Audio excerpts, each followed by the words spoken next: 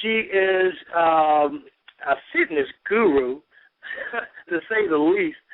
She is the owner of Optimum Body Sculpting, and she has her own BTR, that's Blog Talk Radio show, here live. Hey, do me a favor. She doesn't need all these intros because you all know who she is. Welcome to the show, Mrs. Carol Dunlop. Hey, Carol, welcome to the show. Hey, thank you so much for having me on. Hey, it is a pleasure. I'm excited about sharing this information with our listeners. It is warranted. It is needed. So, May is Stroke Awareness Month.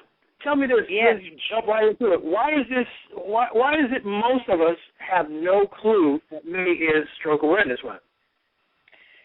You know, that's a very good question, and I was asking myself that, and I probably wouldn't have even thought twice about it if my husband had not suffered his stroke in January. I'm telling you, I went through a crash course, literally, in stroke and how it happens, what happens to you, and everything, you know, in these past 3 months. So I really don't know, and I've come to find out that there's not a lot of information about stroke out there. People just don't know a lot about stroke. You see everything about heart attack. You see about diabetes. You see about heart disease, smoking, even mesothelioma, but you hear nothing about stroke. You know, I can't say nothing, but very rarely. Very rare. I mean, that is bizarre for this to be May Stroke Awareness Month, and I have not seen one commercial on the radio, not one commercial on TV. CNN is not broadcasting anything, nothing. Right.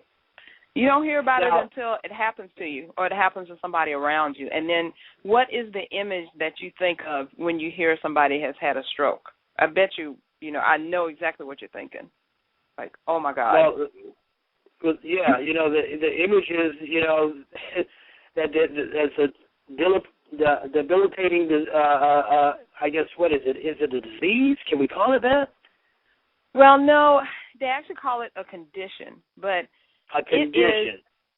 But it is kind of, I don't know if you would call it a disease because there are other diseases that actually contribute to you having a stroke.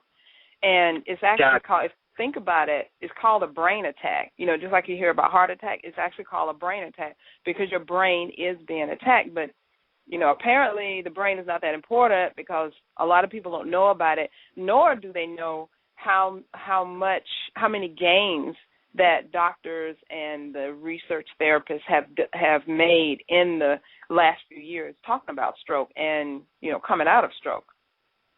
Mm. Now, before we go any further, I know your husband was supposed to join you on the show, Alvin. Is he okay? Yeah. Is everything all right with him? Yes, thank you very much. He is okay. He just really was very, very tired today, and, that's one of the things that happens. I mean, he is doing wonderful. I have to tell everybody, and praise God, thank God for being in our life and that he actually survived because the type of stroke that he had, 30% of the people do not survive from it.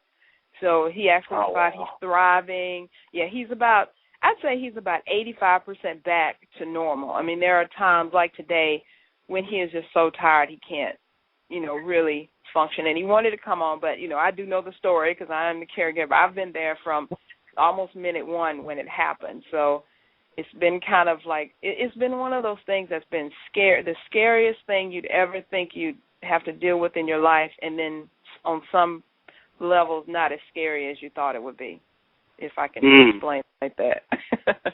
Now, I listened to your show yesterday. Very good, informative show, by the way. Thank you. And Thank you. First thing I got is I was caught off guard to know that strokes are the number 3 killer. Is that right? Number 3. In America? They're number 3 killer in America, and they are the number 1 reason of people filing for disability or disablement in the United States.